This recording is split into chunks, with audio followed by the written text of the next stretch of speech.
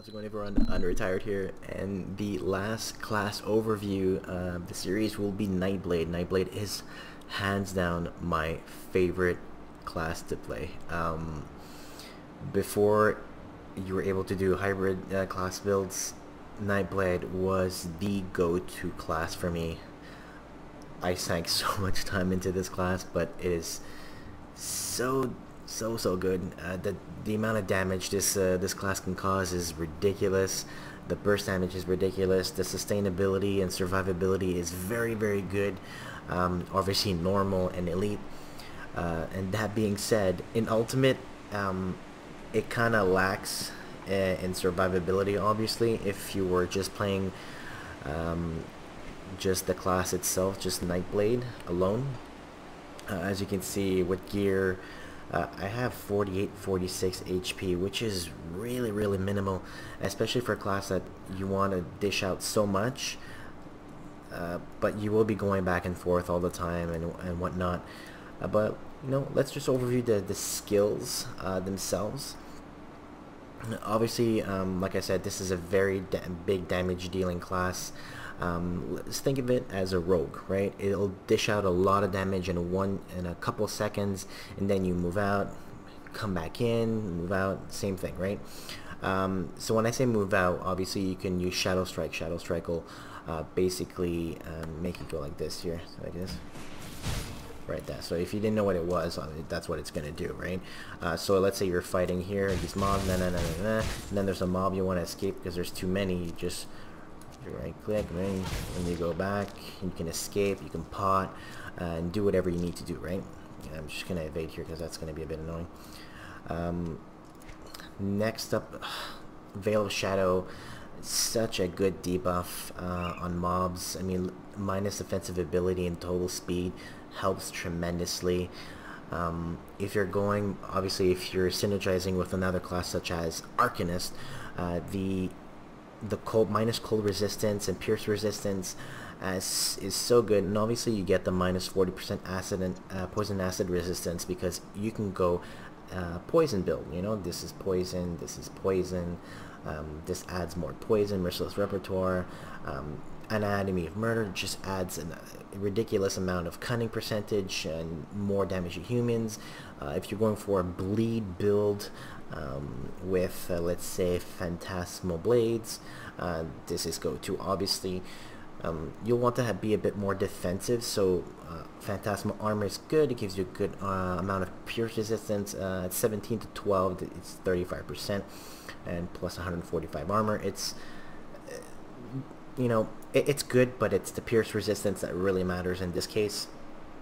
Bread and butter, this is a must. Max points.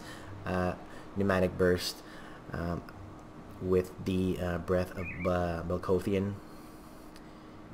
Shadow Dance, it adds, when you're doing the breath of when you're doing a Pneumatic Burst, you're adding more defensive ability and the chance to avoid melee attacks and projectiles, and you're also adding a Elemental Awakening. If you do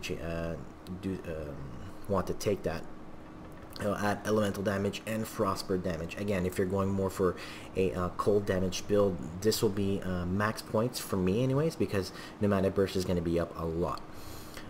Ring of Steel, you know, you just, as you say it, Ring of Steel does damage. You can add Frost, or you can do Bleed if you want. The Shadow Strike, you can add the Nidala's Just Fucking End, so poison, and or again some frostburn damage and some damage with your main and or offhand. What am I missing here? We have a Blade Trap, which I don't have here. It doesn't really matter. So it just traps mobs. It's a CC ability, and you have this one as well that will add bleed damage. This is Blade Bearer. I just call it your WTF skill.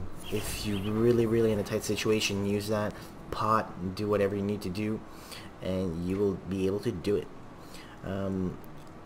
What else? Yeah, Amarasa's Blade Burst. This was a meh skill before, but now that they've buffed it, it is quite good in, let's say, a melee-esque build, with especially Lethal Assault added to it.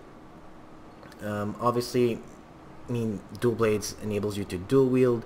To my knowledge, that's the only skill that'll really enable you to dual wield. So if you want to dual wield in hybrid, it's you either go with a Nightblade or you get an item or relic, whatnot, that will enable you to do that. So you know, you get your other skills that'll add melee damage, and arcs and AoE, your poison, Amarasa's quick cut, same thing, you know, crit, pierce, whirling death, same thing, just, you know, whirling around. And you have your execution skill. I have an execution build with a blade master that I have, and execute is just an amazing skill for melee. And look at that cold 2100 cold damage on a 16 to 8 points, just ridiculous. And last skill would be Blade Spirit. So you're just summoning a Blade Spirit. You know, that's bleed, cold damage and whatnot. So if you go like this, that's what it looks like. Alright, now you're probably wondering, okay, so I have a relic here that does add a pet before you start commenting on it. I have the full set of the Death Mark. I have the whole Death Mark set. I have Bilgothian Sigils, 2 different ones. I have one Peerless Eye of Burnath, Badge of Mastery, Blade Breaker Sash, is that it? Yeah, that's right. Windshear Greaves, Viperfang Grips, Viperfang Grips, yes, that's right. And Death Whisper Leggings. Resistance wise, it's not too bad. I mean, 80% here. Obviously poison, aether, and bleeding, it really sucks, and chaos obviously, but I don't have components on, so that would have helped. So let's say if we go into combat, I'll just give you a quick example of how I would go in. So I would go in like that. So as you can see, it really, you can go like this. Let's say this is your what the hell button, you know. Alright, you can still, it's pretty good damage, but as I said, you need to go in and out, and you'll need components obviously, because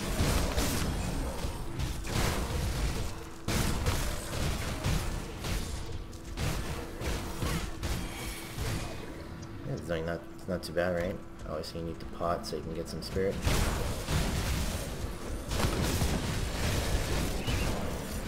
Your biggest enemies will obviously be range, because you are melee. You really need to get in there and smack them up.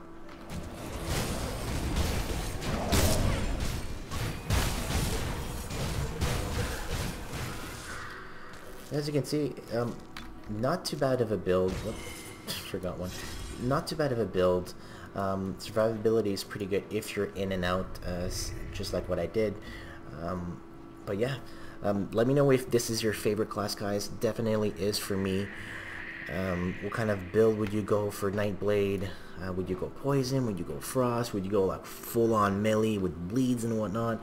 Let me know in the comment section what kind of devotions you would pick. Would be more of a defensive devotion, or maybe just you want to go glass cannon all the way. Let me know in the comment section. Next videos will be overviews for the hybrid classes, so I hope you'll enjoy that as well. And again, thanks for watching, and I'll see you in the next video.